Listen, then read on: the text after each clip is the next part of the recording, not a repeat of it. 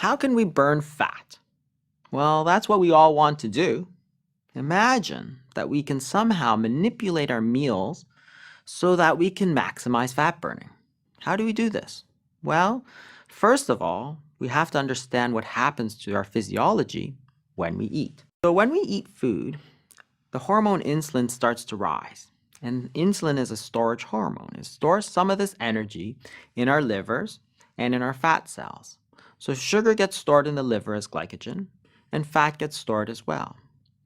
When we stop eating, the insulin levels start to fall, and what happens is that we start to bring this energy back out.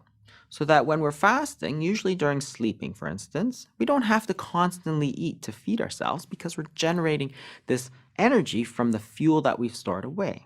And this is a normal situation. So you eat, energy gets stored. As you don't eat, the energy comes back out.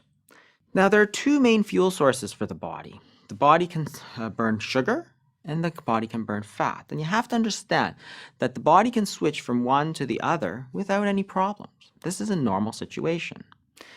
Sugar is like the money in your wallet.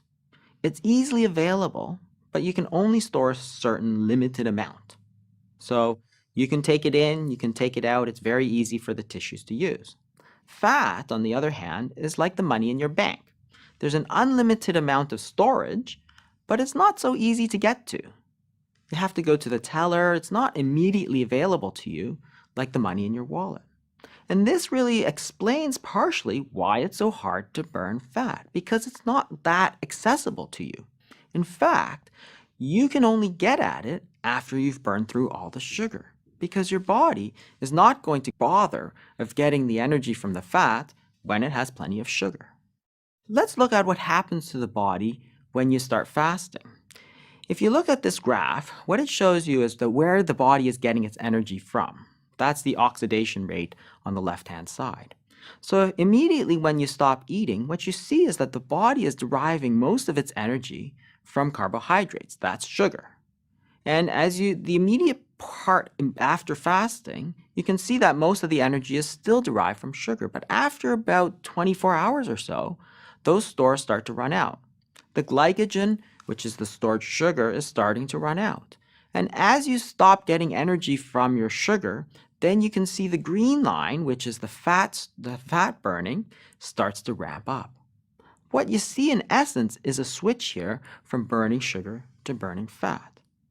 At no time do you see the protein really become a major problem. We're not burning protein for fuel. Protein is what we want our muscles, our tissues to be made out of. It's important. And you see that the body conserves the protein through the entire process. We're not burning muscle, we're burning fat. So what we're really talking about is how to switch over from burning sugar to burning fat. How do you do this? Well, a low carbohydrate, high fat diet is going to prevent the sugar from being stored in the first place. So if there's no sugar being stored, your body is naturally going to be able to go to the fat. But what happens if you have a lot of sugar stored already? Well, fasting is a great way to burn down all this sugar. Once you burn down all this sugar, then you can start burning fat. You want to start fasting? That's terrific. In this short video, I'll tell you everything you need to know to get started. It's terrifically simple. Almost everybody can benefit from fasting, but there are a few exceptions. It's not recommended for children, pregnant or breastfeeding women. Those severely underweight or malnourished should not fast. If you're taking medications, especially if you're taking insulin or diabetic medications, you can still fast, but you need to make sure you clear it with your physician first. And that's it. Everybody else can get started right away. There's lots of different ways to fast, but here's the best way to get started. This is the 24-hour fasting period from dinner on day 1 to dinner on day 2. So after you finish your dinner, don't eat anything else, no snacks, just go to sleep. And start the next morning with a glass of cold water or a nice cup of hot coffee. And then go to work and pretend like nothing's happening. At lunchtime, you might get hungry. You gotta expect that, but it does get easier with time. You might want to get some green tea or coffee. By the time you finish it, the hunger will have passed. If colleagues ask you out to lunch, well, you can just tell them that you're working And you can join them tomorrow. Or you can join them for a coffee break. That's fine. Stay busy throughout the day and plan your fasting days for your busiest days at work. It really helps pass the time. When you get home, start preparing dinner and avoid the temptation to eat a little something first. At dinner, follow a low carbohydrate, high fat diet for maximum effect and add lots of natural fats. That's it. That's a 24-hour fast. It's so simple.